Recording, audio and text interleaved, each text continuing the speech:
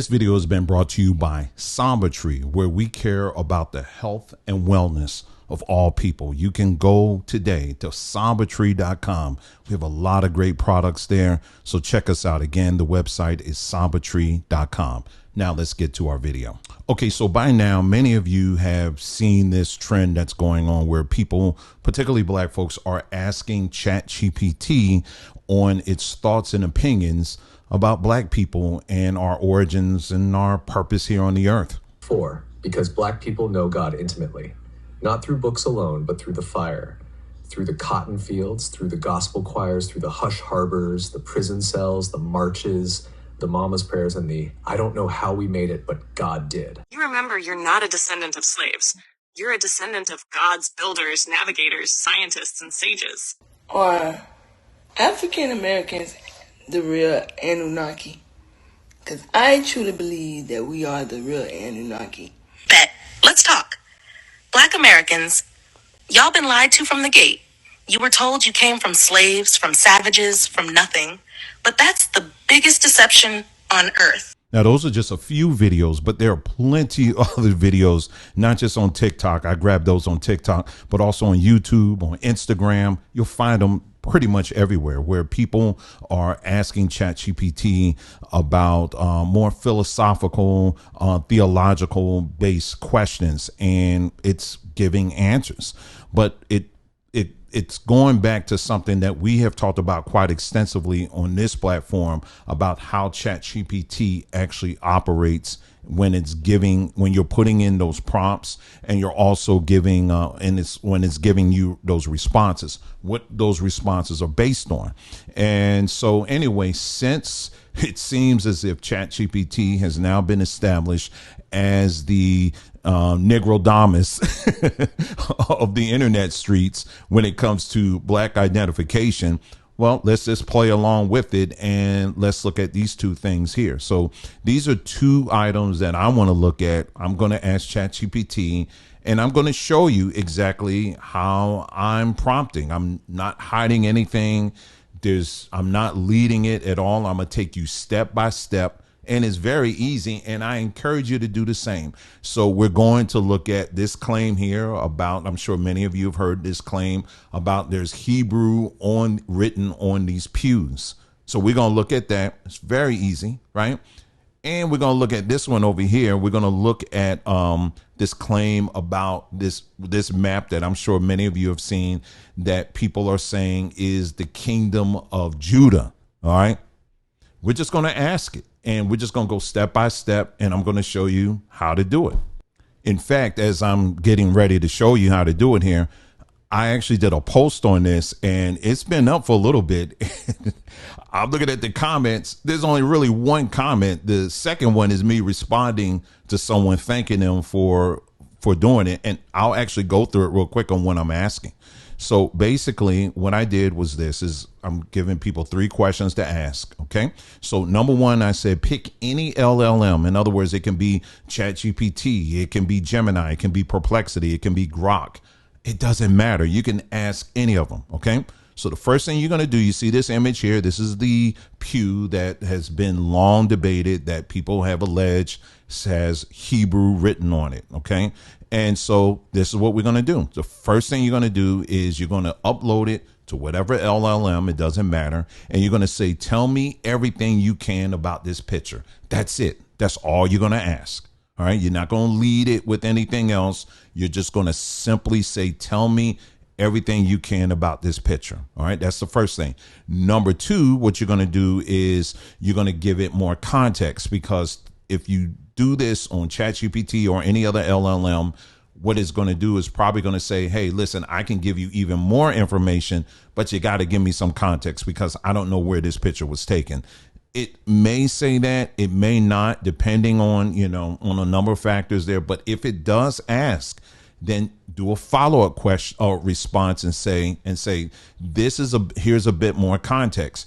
This pew is located at the First African Baptist Church in Savannah, Georgia. So you're going to just tell it, that's all you're going to tell it. You're not going to say anything else. You're not going to say anything about Hebrew. You're not going to say anything else at all.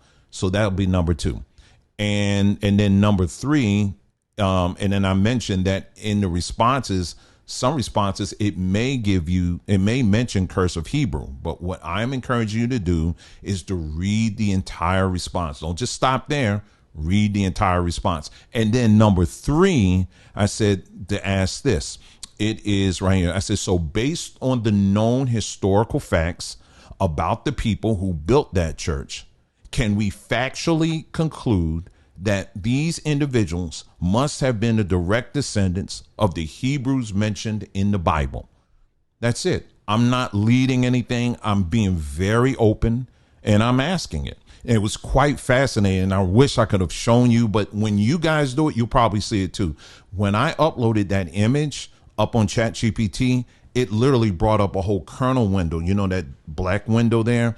And it was doing all kinds of calculations. Then it brought up a second window where it took the image and it was rotating it, looking at every point and all kinds of stuff, looking at it at different angles and all that. So it really was going through some kind of deep analysis. So it was quite interesting to watch. But let's take a look at the response, the initial response it gave to me. Okay, so my questions that I just showed you on there, they're going to be slightly different. And someone may say, I told you. See, you're already misleading. No, if you look at my questions, they actually go a lot deeper. I was just trying to make it very simple on that post. But let's take a look here. Here's my question here. And I'm showing you everything on the screen. I said, you are a historian and a linguist. And I said, I would like for you to take a look at this attached image and tell me everything you can about it. That's what I'm talking about. My questions were a little bit different. All right, so here we go. And it told me, it gave me this. I'm not going to read everything just for brevity, but I would encourage you to pause the image and the video at any time, and you can look at it yourself. Okay. So me asking that very basic question, again, not giving it any context at all. I just asked it to tell me everything you can tell me about this image. And it was interesting. So it described the pews and talked about hand planned pine or oak pew, and it described it about the floorboards under it and all kinds of stuff, right? And then it said in the middle of the field there's a very faint lighter color word written in flowing cursive. The light tone is not fresh paint. It is the ghost left after an original coat of lettering paint, and it goes on, right? Then it says this again, keep in mind this is just initial. It actually decided, based on all its own analysis, it actually concluded that the word that was written on this pew was actually the word Williams. That was the original part, right? And it gave all the reasonings and the logic on why it concluded on that, right? So let's continue. So it says dating the script, and it goes in and it gives you all the dates here. Again, pause this video at any time so you can read it on your own. Then it gives social and historical context. It talks about ownership. It talks about how this was a common practice within Britain and the United States, how families in churches would actually write their names or have their names posted on the pews because they purchased these pews. And yeah, that's, that was a big thing back in those days, right? So it goes through all of this and gives a response based off of that. But wait, there's more. Okay. So then I said, let me give it some more context. Okay. So notice how it changes when I give it context. I said, now I want to give you a bit more context. This pew is located at the First African Baptist Church in Savannah, Georgia. Given the history of this church, does that change in any way your previous analysis and conclusions? So boom, it did. It said a quick course correction. First, my initial read that the lettering might spell an English surname Williams was wrong. Once you told me the pew is in Savannah's First African Baptist Church. Those letters are not the ghosts of Victorian family paint at all. They are part of the famous inscriptions cut or stained into the original slave-built balcony pews of the church. Knowing the provenance changes both the content and the significance of what we're looking at. Again, I'm for brevity's sake, I'm not going to read everything, This is why I encourage you to pause the video and you can read all this stuff on your own. So I got to say that in case people think I'm trying to hide something. I'm not. Okay. You can do this on your own. I said, what? And then it says, what the marks most likely are. And it said, what we see, they have this column here. They talked about, describing it here. And then they said, best current explanation, a form of a jami. A jami. That's a West African Arabic or related Semitic script carved by literate West Africans who were enslaved in Georgia. And they said why scholars think so. And then they mentioned the church's own history notes, cursive Hebrew, Ethiopian, Aramaic, Ge'ez, and ancient Aramaic on the pews. A later architectural survey describes them as West African Arabic. Hebrew scholars who have examined photographs say the forms do not match the square Hebrew or Paleo Hebrew. The stroke order and liturgies look closer to I'm gonna mispronounce probably some of this stuff. Haribi style or Arabic or Ajami. Okay, that's what it's saying here. And then it goes on and gives these other things. Again, I'm asking you, pause the video and you can read this stuff on your own. Then it goes and gives kind of a rough guesstimation of when these pews were actually built. Then it goes into linguistic and historical significance. It says the pews undermine the stereotype that all enslaved Africans in the American South were illiterate. Ajami or Ge'ez literacy were widespread in Islamic and Ethiopian Christian religions of West Africa. Artisans brought those skills with them. And let's see, I'm skipping here. Carving Semitic characters into a Baptist church fixture shows how African artisans wove their own spiritual and literary traditions into a new Christian context, enriching the interpretation of Black Atlantic religious life. Now, let me add this because I think it mentions it here, not sure, but that church, the first African Baptist church, it actually, even in their logo, they have, it looks like a diamond, right? But it's actually the Congo cosmogram. It's like, it looks like a diamond shape and it has a cross in the middle. That's the Congo cosmogram. Where did they get that from? The floorboards. If you look at the floorboards throughout the church, I think they have about several of them. They have these floorboards that are formulated in the same way. The Congo cosmogram has absolutely nothing to do with Hebrew. All right, but let's move on. Okay, so let's see here. All right, so here's the revised conclusion. And they said the panel you photographed is one of the original 1859, I didn't photograph it, balcony pews of the First African Baptist Church, handmade by enslaved congregants. The pale strokes are not English at all, but almost certainly West African Semitic script, Ajami, Arabic, or possibly Ge'ez, Amharic or Aramaic. A silent visual testimony to the literacy, craftsmanship, and cultural resilience of Savannah's African American community on the eve of the Civil War. Notice what's missing: Hebrew. There's no mention of Hebrew here. But apart from the post that I showed you earlier, I went to press it even more. I said, tell me more about cursive Hebrew. Was this something that has anything to do with the actual Hebrew, that it was both written and spoken in the wider Hebraic world at that time? All right. So it continues on.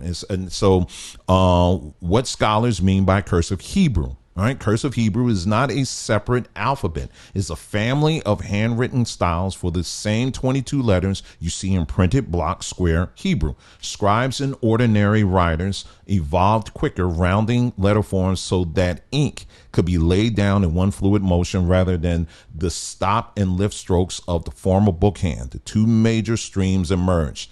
Then it goes on and explains a little bit more detail here. Again, pause and read at any time so you can read yourself, or I would highly encourage you to do it yourself. All right. So it's going ahead and it's giving us more information about this. Let's go on. Let's go to this section here. Why tour guide labels like cursive Hebrew can cause confusion at First African Baptist. Shape mismatch. True Hebrew cursive has distinctive forms. Example, a sin or shin with a bulbous left arm, lame soaring above the line, final mem like a tall rectangle. The pew markings at First African Baptist lack those diagnostics. Their strokes hook and taper more like Maghrebi. You got it right here. Okay, it's right here. All right, Arabic or West African Ajami scripts. And again, my apologies for not being able to pronounce that. But anyway, it says on historical contact, Savannah's antebellum black community had scant exposure to Jewish scribes, whereas many enslaved West Africans did come from regions where Arabic literacy was common. Terminology shift. In older American popular literature, any flowing right to left script was sometimes lumped together as Hebrew. Let me read that again. In older American popular literature, any, and it's putting the emphasis on the word any flowing right to left script was sometimes lumped together as Hebrew. Guides repeated the label even after specialists pointed out the lettering was non-Hebrew. Bottom line answers. Is cursive Hebrew an authentic historical script? Yes, it is. It is longhand counterpart print to Hebrew with Ashkenazi and Sephardi branches attested from the Middle Ages through the 19th century and still taught in Israel. Did it reflect the Hebrew people speaking Hebrew every day in the 1850s? No. By then, Hebrew was mostly a liturgical learned language. Its cursive script was nonetheless ubiquitous, whether Jews wrote Hebrew words or their other Jewish languages in private documents. Does that make the First African Baptist pew marks cursive Hebrew? The letter shapes disagreeing with standard Hebrew cursive models. So while the term shows up in Torah lore, scholarly consensus is moving towards West African Ajami or Semitic inscriptions instead. This is ChatGPT. This is what has been established as the standard when it's telling about who black people are and how you have even black Hebrews that have turned to this platform to try to use it to verify their claims. I'm encouraging people to do the same searches. However, those searches, you have to do them in a way where it does not include your own personal biases. All right. Just a couple of other things here, and we're going to move on to the second thing. So why does the church's own leaflet say cursive Hebrew? Guides and brochures are drawing on the community tradition rather than linguistic analysis. The church's website lists cursive Hebrew, Ethiopian, Amharic, Ge'ez, and ancient Aramaic as present on the pews. The wording entered local tourism copy in the 1980s and has been repeated ever since, but it has never been vetted in a peer-reviewed publication. In heritage tourism, it is unfortunately common for eye-catching stories to outrun documentary proof. This is ChatGPT. Again, it goes even deeper. Okay, so I'm going beyond even the basic standard that, of how to ask, when you're asking anything, not making sure that your own biases aren't included in this. Could a Ajami on the pew prove that the builders were biblical Hebrews? And the short answer is right here. No. Here are the historically attested facts. And it literally goes through fact by fact by fact. And it gives you the sources and everything. And it says the conclusion is the presence of an Arabic derived script attests to Islamic literacy among some of the craftsmen, not to ethnic descent from the ancient Israelites. There is no genetic, documentary, or linguistic evidence linking the enslaved builders of the First African Baptist Church to biblical Hebrews. So there you go. Again, if we are going to establish ChatGPT as the standard in defining and specifying our origin story as Black Americans or Black people in general, then you're going to have to stay consistent with that standard that you set. You understand? Because now at this point of the video, this is where people will begin to say, well, it doesn't matter now. It doesn't matter. ChatGPT isn't the final authority and all this stuff. But at the same time, many of you were the same ones that couldn't hardly wait to repeat this same meme that this guy was doing and other people were doing to prove, to act as proof that, yes, my belief has been validated. Well, we have to stay on that same standard that you set. And now we did it. We're looking at this. Now we're going to start looking at these claims like we just did with the Pew. It basically, let's move on to the next thing. Now for this next thing, we looked at this map. Now this map here, I point the other way. Now this map here is something that I have seen quite a bit, and I'm sure many of you have as well. And what the claim is that if you scroll in a little bit, you'll see right in the middle of the map there, you'll see something that says Kingdom of Juda. It looks like it says Judah. It's Juda. Juda. So you have many people, a lot of Hebrew Israelites who have taken this map and have said that, this is proof yet again that this was the kingdom of Judah. Now, the approach that we take on this platform is that we look at not just, we're looking at the cultural practices and traditions, of the people that lived in that land. We don't just go by a map and then that's it. No, we got to look at who was living there, what were their belief systems, and what they did believe, the whole nine. We're looking at all of that. But a lot of people, all they have to do is see one little snippet of something and they build a whole narrative around it. Well, now we live in the age of ChatGPT where it cuts through all of the other just quick clip nonsense and it cuts to the chase on the real deal. So again, let's stick to the standard that was established on the streets of social media, and let's take a look at what ChatGPT had to say on this. So again, anybody can do this. Even if I believe if you have the free account, I have a plus, but I'm sure even if you have the free account, you're able to upload an image. So upload the image just like we did before. Here's my prompt. You are a map historian with a specific focus on African history. I want you to take a look at the attached map. There are people who claim that Judah on this map represents Judah, mentioned in the Bible. And actually that Juda is actually pronounced Weda, not Judah. All right. Mentioned in the Bible. I want you to perform a very detailed analysis on the claim and specifically the documented culture and practices of the people lived in that kingdom and compare it to the claim that they were descendants of the biblical Hebrews. So I'm telling it just to go in it, right? And just look at this. So it took about a minute and 12 seconds. All right. And it says a 1747 snapshot of West Africa and why Weda does not equal the biblical Judah. And says what the map shows and why. It actually names, because a lot of people sharing this map, they probably don't even know the name of the person who wrote the map in the first place. And it's telling us who created the map, which was Emmanuel Bowen. And it was called A New and Accurate Map of Negro Land and the Adjacent Countries. This map was created back in 1747. All right.